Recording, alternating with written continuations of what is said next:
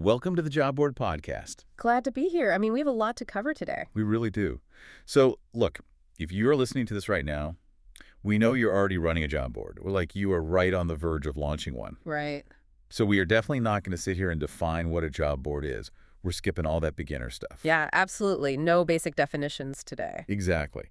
Instead, I want you to picture this very specific scenario. You spent, the last 3 months just agonizing over your product. The UI is gorgeous, your programmatic SEO pages are finally indexing, and you're actually getting organic traffic. Hundreds of visitors a day, usually. Right. You're seeing the traffic. You did everything the startup guides told you to do. But then you click over your Stripe dashboard, and it's just a massive goose egg, absolute zero. You haven't sold a single paid employer listing, just crickets. Oh, man. That is, it is the most terrifying moment for any operator. It really is. You look at that empty revenue chart, and your immediate instinct is just, to blame the product. You start thinking, maybe my niche is too narrow, or the sales pitch is fundamentally broken. To start doubting everything. Exactly. But what we are looking at in that third month, it isn't a failure of effort. It's not a broken product at all. It is just a structural inevitability of launching a two-sided marketplace. Which is exactly why we are doing this deep dive today. Today is essentially a masterclass in breaking through that zero revenue wall. We've got the complete operator playbook from Kuvuno, published back in February 2026. And we're dissecting the cold, hard mechanics of how you actually get employers to open their wallets. Because that's the whole game, right? It is the whole game. We're going to get into specific revenue benchmarks, the psychological pricing triggers, and the exact email cadences that actually convert. And I think the massive value of this specific playbook is that it completely ignores all that theoretical advice we usually hear on Twitter. Oh, totally. All the fluff. Right. It looks at the actual data of what separates the platforms that, scale into million-dollar businesses from the ones that just quietly shut down their servers after 6 months. Yeah. And the foundation of all of that really just comes down to understanding the physics of your specific market. Okay, let's unpack this. Because before you could even think about, writing a cold email or tweaking a pricing page, you have to understand why you are stuck at zero in the first place. Right. The root cause. Yeah. You are staring down the barrel of the classic cold start chicken and egg problem. It's brutal. The underlying dynamic of a job board is just fundamentally brutal because employers, they absolutely will not pay to post a listing on a site that has no candidates. Right. Why would they? Exactly. They have finite recruitment budgets. They need applicants today, not, next month. But on the flip side, the job seekers, the exact candidates you need to get those employers, they won't bookmark your site, and they certainly won't come back if they show up and it's just a ghost town with no fresh jobs. You're totally deadlocked. You can't get the supply without the demand, and you can't get the demand without the supply. I always like to think about it like opening a really high-end VIP nightclub.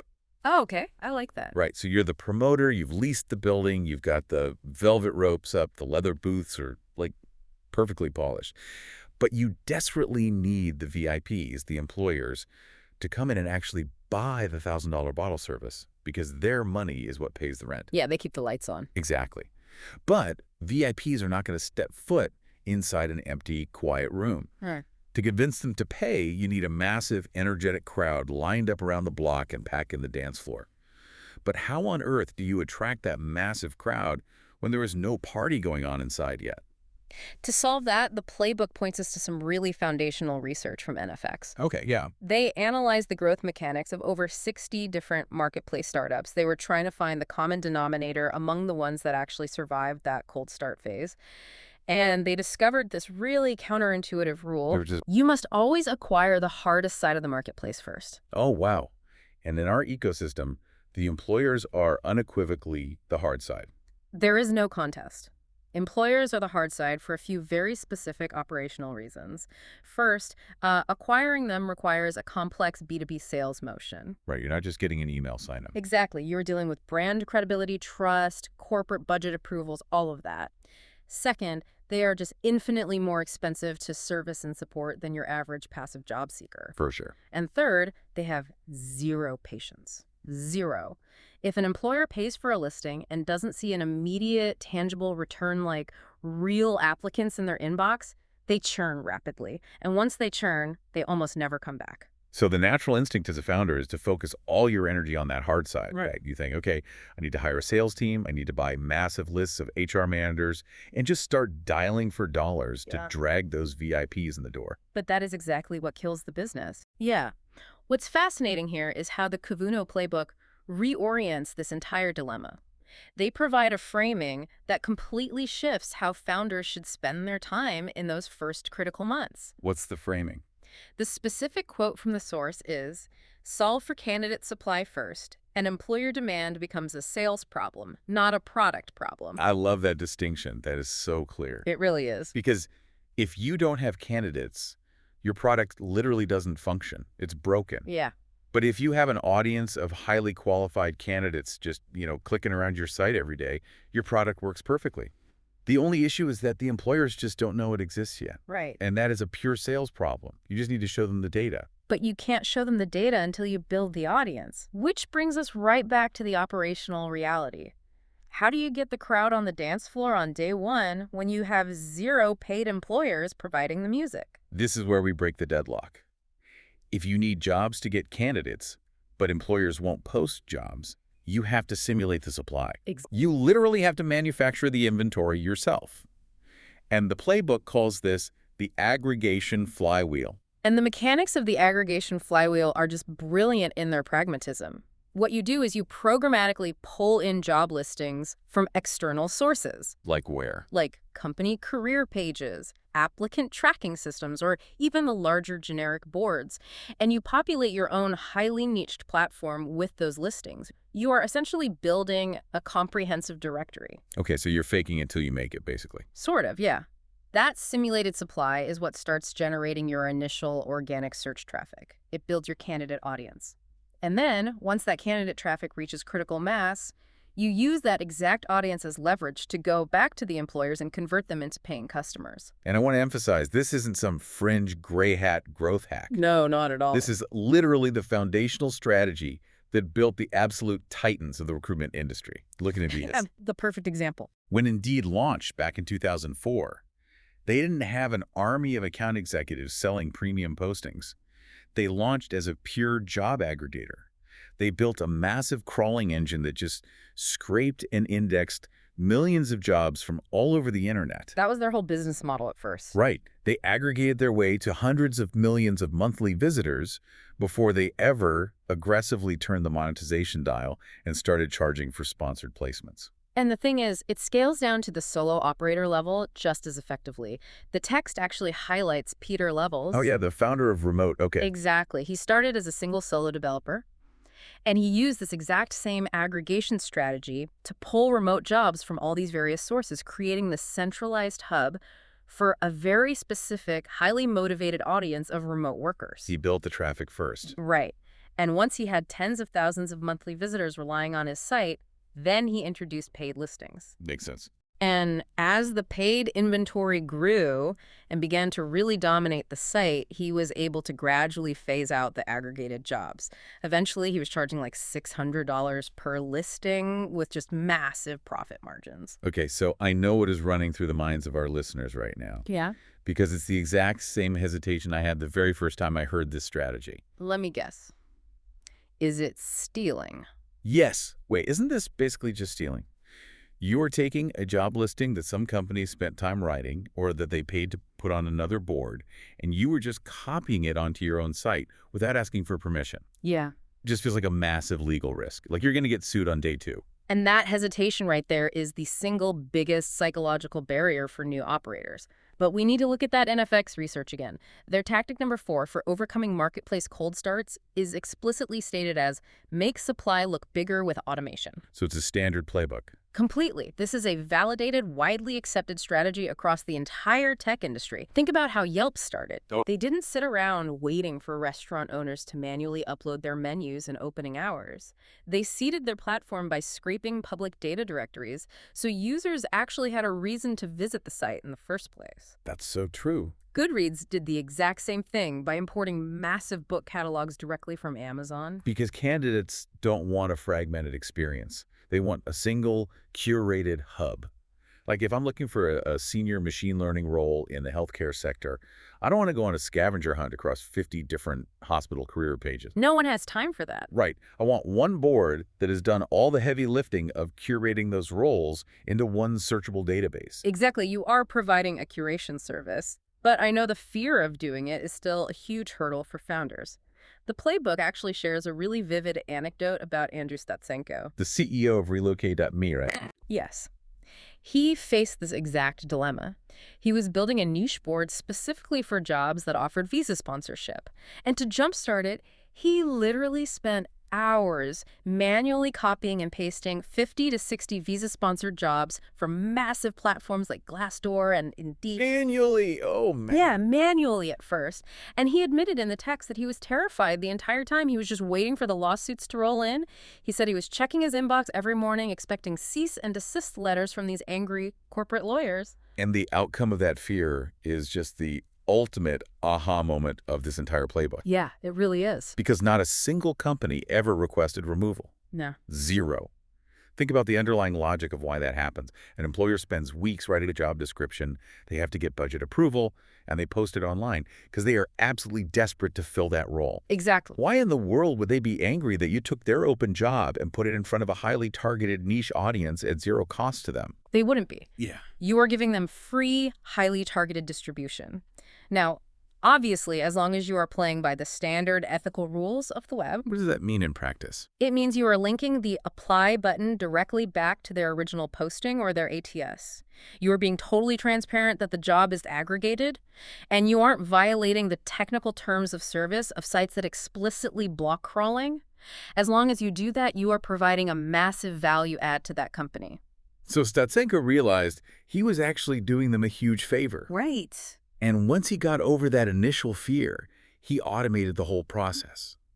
Within 6 months, he had 2,000 highly curated listings on his site. And that is critical mass. Yeah. That is the volume of inventory required to start pulling in serious candidate traffic, and that is what finally spins the flywheel and gives you the leverage to actually start selling. Okay, so you have hacked the initial supply, the jobs are on the board, the candidates are clicking around, and the traffic is real.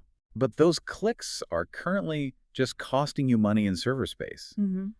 How do we actually bridge the gap between a candidate reading an aggregated job post and an employer pulling up their corporate credit card to sponsor it? This transition from aggregated supply to paid demand is where the playbook notes that the vast majority of job board operators just completely fail Really? at this stage. Yeah. They do all the hard work. They build the scraping engines, they organize the data, they get the SEO traffic humming, and then when it comes time to monetize, they resort to the laziest possible tactic. Let me guess. Spamming. Exactly. They scrape the email of the hiring manager and send a totally generic cold pitch. Something like, "Hi, I run a job board for software engineers. We have great traffic. Please pay $200 to post your job." Oh, that is terrible. That goes straight into the spam folder. Or it's deleted in half a second. Exactly. And to put some hard numbers on why generic outreach is basically a death sentence, the text cites statistics from Campaign Monitor. Okay, what do they say? They found that simply adding personalization to your emails boosts open rates by 50%. 50%. That's massive. Yeah. And it increases click-to-open rates by an astonishing 58%. Even just personalizing the subject line alone gives you a 26% bump in opens. But I think we really need to clarify what personalization actually means in this specific context. Right, because it's not what most people think. Exactly. It does not mean just using some mail merge tool to inject their first name and company name into the greeting, like, "Hi, John at Microsoft." That's not real personalization anymore. Everybody sees right through that. True personalization means leveraging the specific asset you have spent the last 3 months building, the proprietary data of your own platform. Exactly. And the playbook provides the exact aggregation to paid conversion email template that successful operators use. And I have to say, it is a masterclass in B2B sales psychology. Let's hear it. The template reads exactly like this. Your software engineer role got 427 views on your board last week. We have 3,200 candidates in your target audience. Want to post directly and get featured placement for $6. Wow. Okay, let's dissect why that specific phrasing is so incredibly powerful. Please do. Because you are completely bypassing the traditional cold pitch dynamic. You aren't begging for their time or asking them to take a leap of faith on an unknown platform. You are leading with undeniable, highly specific data that you already own about a listing they already care deeply about. You are demonstrating the value they are already receiving for free. You are literally showing them the crowd on the dance floor we talked about earlier. Yes. By saying your role got 427 views, you are activating this really powerful psychological trigger, loss aversion. Oh, I love this. Explain how that works here. Well, you are subtly implying to the recruiter, look at all this attention your job is currently getting. If you don't claim this listing and upgrade it to a featured placement right now, are you going to lose access to these 3,200 candidates? Right. You are shifting the entire conversation from, please buy my product, to, do you want to pour gasoline on this fire that is already burning? It makes the transaction feel like an upgrade to an existing success rather than a brand new risk. Exactly. But I mean, we have to be realistic about the operational reality of cold email. Even with the best, most data-driven hook in the world, HR managers are drowning in emails. Oh, they get hundreds a day. Right. They are busy putting out fires. They will inevitably miss that first email, or they'll read it on their phone while getting coffee and just forget to reply. So how do you handle the follow-up without becoming, a nuisance? The follow-up cadence is where the actual revenue is generated. Sending one email and giving up is the absolute hallmark of a failed operator. So what's the cadence? The playbook outlines the high-converting sequences that actually work in the trenches. If you have the bandwidth, the absolute gold standard sequence starts with a phone call to introduce yourself. A phone call? Yeah, a phone call, immediately followed by that data-driven 427 views email, and then a quick check-in message within 1 to 2 days. But let's be honest, a lot of solo operators listening to this simply do not have the time to sit on the phone doing manual outreach all day while also, managing the platform infrastructure and fixing bugs. Which is totally fair. If you are relying purely on automation and email, you need a strict multi-touch sequence. Okay, walk me through the email-only sequence. You send the initial data email. Then you wait 3 to 5 days and you send a second email. You wait another 7 to 10 days and you send a third. And finally, you send a fourth and final touch point right around the 14-day mark. 4 touches over 2 weeks. That requires a lot of discipline. It really does. And the structural key to those follow-up emails is exactly how you design the call to action. You have to create a sense of urgency, but you must entirely remove the pressure and cognitive load for the buyer. How do you do that? The playbook suggests literally ending your emails with the exact phrase, just reply yes. Just reply yes. I love that. It's so effective. Think about the inbox experience of an overwhelmed recruiter. If your email asks them to click a link, create an account, verify their email, fill out a 10-field form, and enter a credit card, they will abandon the process immediately. It's too much work. Way too much. You want to secure the micro-commitment first. You just want them to type 3 letters and hit send, just reply yes. Once they do that, the psychological barrier is broken, and then you can manually walk them through the onboarding or just send them a frictionless Stripe checkout link. Just reply yes. It's brilliant because it actually respects their time. Okay, so the flywheel spun. The data-driven outreach broke through the noise. The hiring manager typed yes and hit send. Success. Right. But now you are facing probably the most anxiety-inducing moment for any founder. You have to actually charge them money. The pricing page. Yes, you are terrified of setting the price too low and leaving thousands of dollars on the table. But you are equally paralyzed by the fear of giving them sticker shock and just blowing the deal completely. Pricing a marketplace asset is almost entirely an exercise in psychology. Founders usually just guess, honestly, Right. or they look at what Indeed charges and try to undercut it by $20. Yeah, the race to the bottom. Exactly. But the Kuvuno playbook provides these fantastic concrete benchmarks based on industry data so you can actually ground your pricing in reality. Let's hear the numbers. First, they note that 53% of job boards utilize a standard per-post pricing model. It is just the default expectation in the industry, and deviating from it in the early days usually just introduces unnecessary friction. Okay, so per post is the standard, and they break down the specific price ranges by niche, which is absolute gold for anyone trying to build a financial model right now. It's the most common question founders have. Exactly. So let's run through them. Uh, If you're running a generalized, maybe local job board, you're looking at charging between $50 to $150 per post. Pretty standard. Yeah. But if you move into healthcare, which has strict credentialing requirements, the price bumps up to $150 to $300. Makes sense. Tech and IT boards consistently charge between $200 to $400. Remote-specific boards, which are highly competitive right now, sit in that $250 to $400 range. And if you are dealing with executive or leadership roles, you can easily command $300 to $600 or more for a single 30-day listing. And those ranges aren't arbitrary. They directly reflect the underlying economics of the industries they serve. They reflect the catastrophic cost of a bad hire and the sheer difficulty of sourcing qualified candidates. Right. Context matters. Exactly. An executive search firm will not blink at a $600 invoice if that listing puts their role in front of 5 highly qualified directors and saves them 3 weeks of manual LinkedIn sourcing. To them, $600 is incredibly cheap. Here's where it gets really interesting. Knowing your niche benchmark is only half the battle. The true mechanism of monetization is how you visually present those prices to the buyer. The design of the pricing page. Exactly. You do not just put a single $300 button on your pricing page. The playbook strongly advocates for the 3-tier pricing model. Ah, yes. The classic. The classic basic, professional, and enterprise setup. We see this in SaaS software all the time, literally everywhere, but job board operators often completely forget to apply it to their own inventory. And the 3-tier model works because it leverages a cognitive bias known as the anchoring effect. Okay, break that down for us. So when you design your pricing page, that top-tier enterprise option, let's say it's priced at $899 and it includes custom branding, newsletter blasts, social media promotion, all the bells and whistles. Right. That option isn't actually there because you expect the average user to buy it. It exists almost entirely to serve as a psychological anchor. By establishing a massive premium price tag right next to your standard offerings, it fundamentally alters how the buyer perceives the other options. Oh, I see. Suddenly, your $349 professional tier doesn't look like an expensive risk. It looks like the sensible, middle-of-the-road bargain. It's the classic restaurant wine menu trick. Exactly. It's down at a nice restaurant, you open the menu, and you see a bottle of wine for $500. You are never going to buy the $500 bottle. But because you saw it, the $80 bottle of wine right next to it suddenly feels very reasonable and safe. Whereas if the menu only had a $40 and an $80 bottle, the $80 one would feel like a massive splurge. That is exactly how anchoring works. But how do you structure the actual deliverables between those tiers to ensure they actually pick that middle one?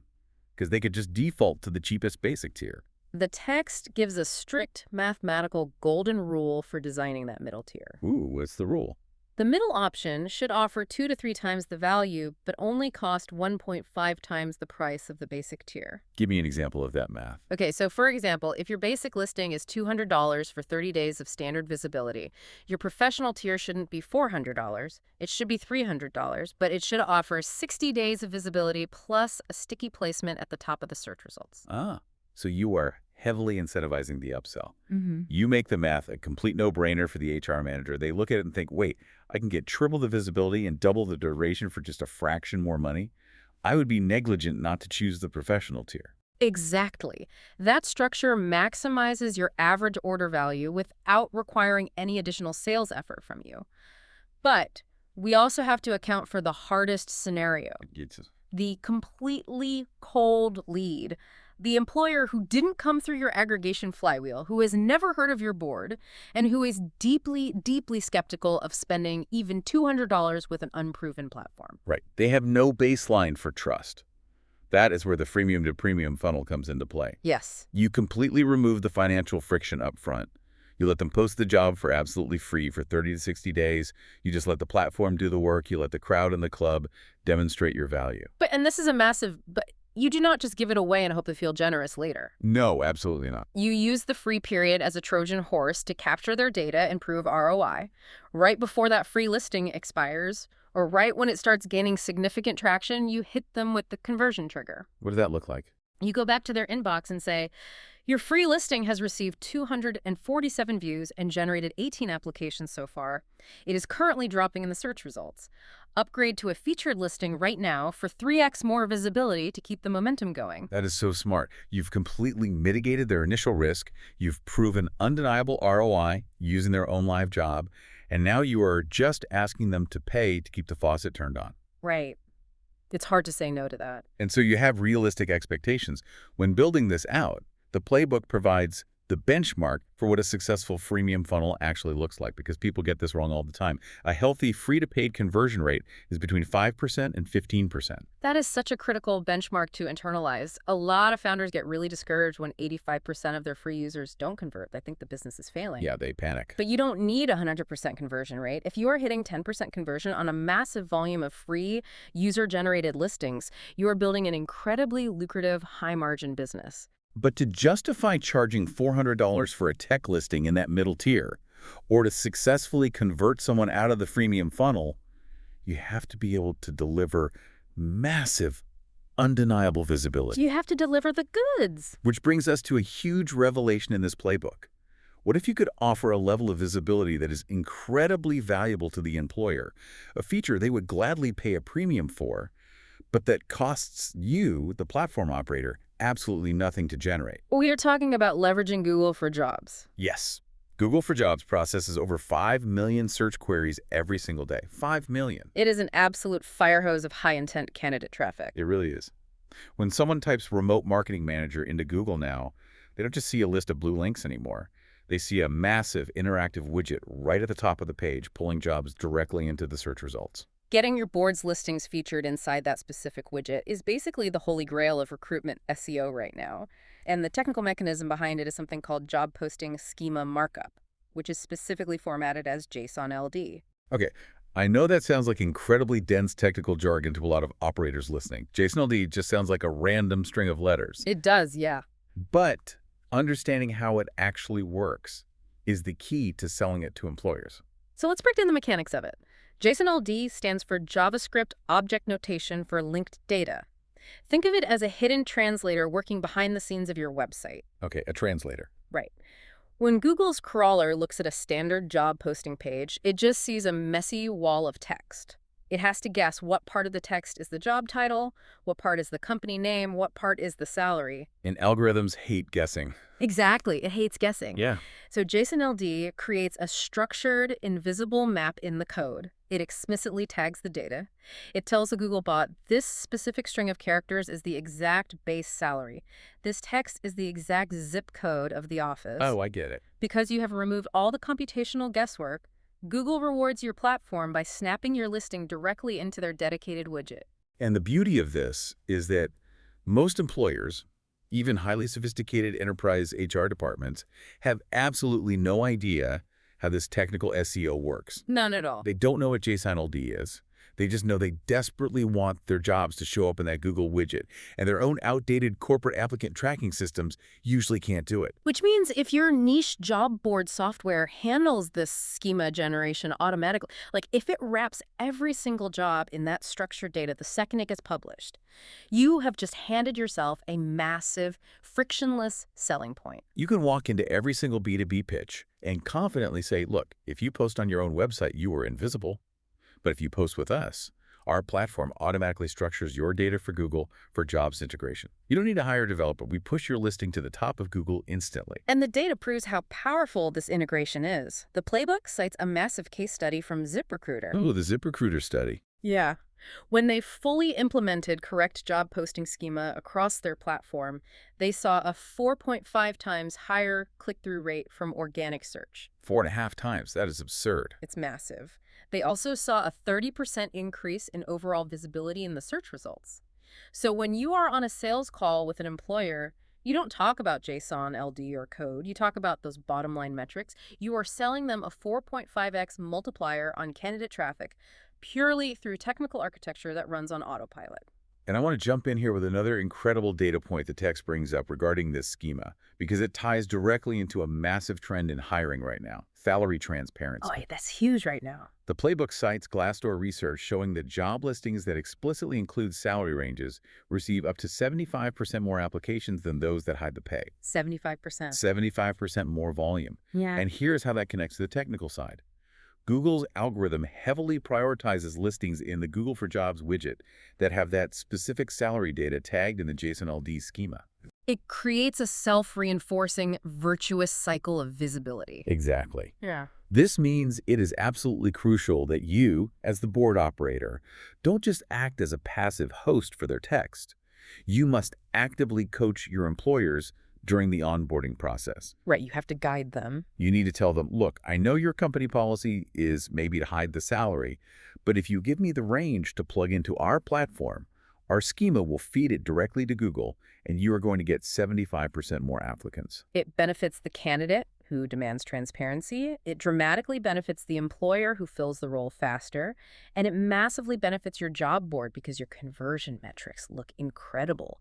You cease being a simple directory and you elevate yourself to the role of a strategic recruitment marketing consultant. Okay, so let's pause for a second and map out exactly where we are in the journey. Good idea. You've used the aggregation flywheel to hack the cold start problem and build candidate traffic. Check. You've sent the hyper-personalized, data-driven outreach to prove your value. You've used psychological anchoring to perfectly price them into your middle tier. Done. And you delivered massive automated visibility through Google for Job Schema. You are winning. Yeah. The Stripe dashboard is finally lighting up. Sounds perfect. But here's the most dangerous trap in the entire industry. What happens if that employer's 30-day listing expires and they just quietly pack up and leave? This is the silent killer of marketplace businesses. The Kuvuno playbook makes a very pointed, critical observation here. Almost no other guide or course in the job board industry talks about retention. It's crazy how ignored it is. The entire discourse is hyper-focused on acquisition, how to get the next sale, how to get more top of funnel. But if you look at the macro business data, Harvard Business Review states it is 5 to 7 times more expensive to acquire a new customer than it is to retain an existing one. If you ignore retention, you are essentially building a sauce business with a fatal flaw. You are constantly pouring water into the top of a bucket, but the bottom has a massive hole in it. You will spend all your energy just replacing the employers who left, rather than compounding your revenue. And the playbook identifies the absolute #1 reason employers churn. It isn't because your pricing is too high, and it isn't because your UI is clunky.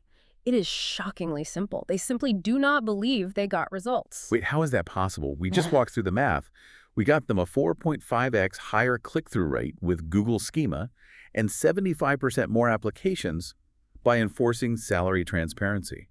The platform is delivering massive value. How can they possibly think they aren't getting results? Because of the operational disconnect between your platform and their daily workflow.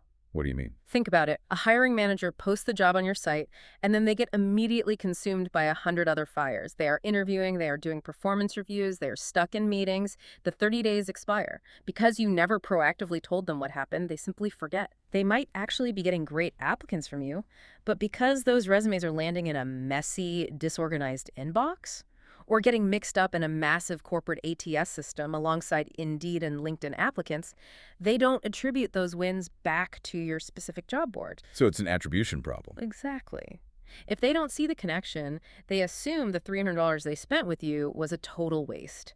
It is passive churn born entirely out of your own silence. Wow.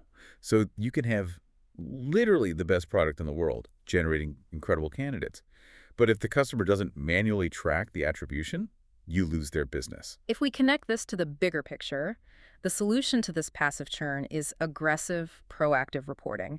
You absolutely cannot wait for the employer to email you and ask how their listing performed. Because they won't ask. They're too busy. Right. They'll just let the subscription lapse and leave. So what does effective proactive reporting actually look like in practice? Is it just like an automated email with a PDF attachment of a chart? It's entirely about the framing. You aren't just sending a data dump. The playbook breaks down the exact phrasing you should use to change their perception. You send a highly specific email right before renewal that says, your listing generated 47 applications at an average cost of $12 per application, which is 23% better than our board's average. That is incredibly smart. Let's break down the psychology of that one sentence. First, you are giving them the raw volume 47 applications. Yep. Then you are doing the financial math for them to prove cost efficiency, $12 a pop. They know that acquiring an applicant on LinkedIn might cost them $40. Exactly. And then, the most brilliant part, you were giving them relative status. You were doing 23% better than average. It completely shifts the employer's psychological baseline. When they first authorized that $300 credit card charge, they viewed your job board as an expense, a necessary evil on a spreadsheet. Right. By sending that proactive report, you instantly reframe your platform as an investment that is actively yielding a measurable, highly efficient return. And once you successfully transition their mindset from expense to investment, the mechanics of upselling them into a long-term subscription become incredibly frictionless. It's the natural next step. Think about the pure math here, which the text highlights perfectly. Imagine you have a local employer who hires seasonally. They're buying single 30-day listings from you 4 times a year at $299 a post. That's $1,196 a post. They are spending piecemeal over 12 months. It's reactive, inefficient spending on their part. Exactly. So you approach them armed with your proactive reporting. You show them the data proving how well their listings perform. And then you say, listen, instead of paying $1,196 a year buying these one-off posts whenever you panic, let me offer you an unlimited annual subscription for $899. It's a no-brainer for them. From the hiring manager's perspective, you just solved their problem permanently and saved their budget almost $300. They feel like a genius. But from your perspective as the operator, you just locked in guaranteed, predictable, upfront recurring revenue. And more importantly, you completely eliminated the risk of them churning next quarter to try a competitor. You've secured the financial foundation of your business. You've moved from hunting for daily survival to building long-term enterprise value. So what does this all mean? If we pull all these strategic threads together, we aren't just looking at a list of random marketing tactics. We are looking at a complete end-to-end systemic journey. A cohesive system. Right. You start by hacking the brutal cold start physics of the market using the aggregation flywheel. You bridge the gap to monetization by using their own performance data in your personalized outreach. You leverage cognitive biases and psychological anchoring to price them into your highly profitable middle tier without scaring them off. Yep. You engineer massive free visibility through the technical wizardry of JSON LD schema. And finally, you plug the leaky bucket of churn by locking them in with proactive ROI reporting that proves you are an indispensable investment. It is a beautifully engineered, closed-loop system. And I will leave you with a final thought to mull over based on synthesizing everything we've dissected from this playbook today. What is the final thought? In the broader tech industry, employer acquisition is almost always discussed as a brute force sales grind. Founders think they just need to dial the phone until their fingers bleed. But this text suggests a profound paradigm shift. Okay. What if you stopped viewing employer acquisition as a manual sales process and started designing it as a core product feature? Oh, that's interesting. What if your entire job board was built from the ground up as an automated, self-reinforcing engine? If every single aggregated listing brings in a new candidate, and every new candidate automatically triggers a data-driven upsell email to an employer, making the board more valuable, your main job as a founder isn't actually selling at all. Your main job is simply feeding the flywheel and letting the system close the deals for you. Exactly. Feeding the flywheel. You keep curating the crowd, keep the dance floor packed, and the VIPs will eventually start demanding a table. Thank you so much for joining us for this deep dive into the operational mechanics of marketplace growth. Take these blueprints, keep experimenting, keep building, and we will see you next time.